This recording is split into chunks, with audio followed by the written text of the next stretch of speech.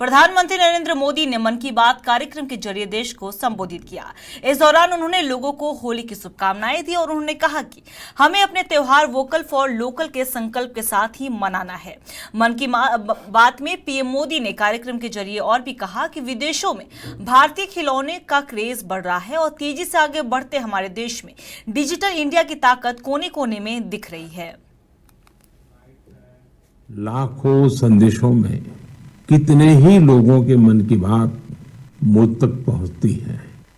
आप अपने मन की शक्ति तो जानते ही हैं, वैसे ही समाज की शक्ति से कैसे देश की शक्ति बढ़ती है, ये हमने मन की बात के अलग अलग एपिसोड में देखा है, समझा है और मैंने अनुभव किया है, स्वीकार भी किया है। जब हमने मन की बात में भारत के पारंपरिक खेलों को प्रोत्साहन की बात की थी, तुरंत उस समय देश में एक लहर सी उठ गई भारतीय खेलों के जुड़ने की, इनमें रमने की। मन की बात में जब भारतीय खिलौनों की बात हुई तो देश के लोगों ने इसे भी हाथों हाथ बढ़ावा दे दिया। अब तो भारतीय खिलौनों का इतना क्रेज हो गया है कि विदेशों में भी इनकी डिमांड बहुत बढ़ रही है। स्टोरी टेलिंग की भारतीय विधाओं पर बात की तो इनकी प्रसिद्धि भी दूर दूर तक पहुंच गई। लोग ज्यादा से ज्यादा भारतीय स्टोरी टेलिंग की विधाओं की तरफ आकर्षित होने लगे।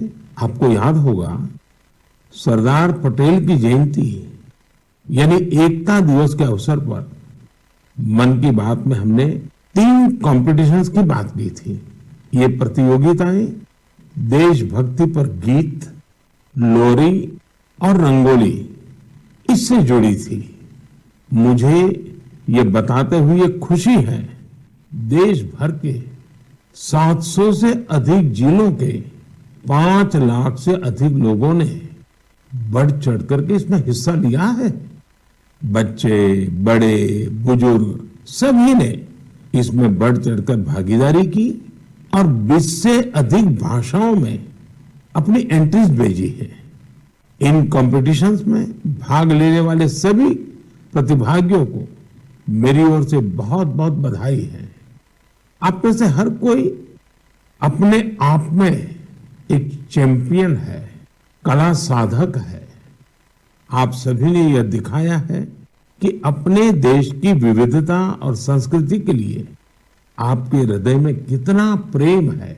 आप संस्कृति मंत्रालय की वेबसाइट पर जाकर इन्हें अपने परिवार के साथ देखें और सुनें, आपको बहुत प्रेरणा मिलेगी। ये कला और संगीत जगत की लोकप्रियता बढ़ाने के साथ ही इसकी समृद्धि में अपना योगदान दे रहे हैं। इनमें वे कलाकार भी शामिल हैं जिन्होंने उन इंस्ट्रूमेंट्स में नई जान फूंकी है जिनकी पॉपुलैरिटी समय के साथ कम होती जा रही थी। अब आप सभी इस ट्यून को ध्यान से सुनिए।